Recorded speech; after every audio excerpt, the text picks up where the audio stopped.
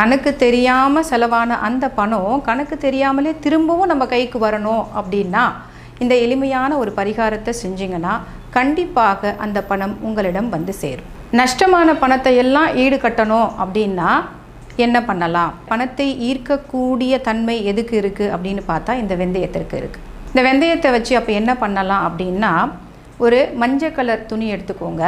இந்த மஞ்சள் கலர் துணியில் பச்சரிசி ஒரு ஸ்பூன் வச்சுக்கோங்க, வெந்தயம் ஒரு ஸ்பூனு, பச்சை கற்பூரம் இருக்குது இல்லையா, அதை ஒரு சின்ன ஒரு துளி வச்சுக்கோங்க. இதை எல்லாத்தையும் ஒரு மூட்டையாக கட்டி நீங்கள் எங்கெல்லாம் பணம் வைக்கிறீங்களையோ, பீரோவில் வைக்கிறேன்னா ஒரு முடிச்சா பீரோவில் வைக்கலாம். இப்படி வச்சுட்டு இருந்தீங்கன்னா உங்ககிட்ட இருந்து ஏதோ ஒரு வகையில் செலவான பணம் மீண்டும் உங்ககிட்ட தாராளமாக பசை போல் வந்து சேரும். 2வது முறையில் எனக்கு வெற்றி கிடைக்கணும் அப்படின்னு நினைக்கிறீங்கன்னு வச்சுக்கோங்களேன், இந்த முடிச்சை வச்சு பாருங்களேன், கண்டிப்பாக வெற்றி உங்களது தான்.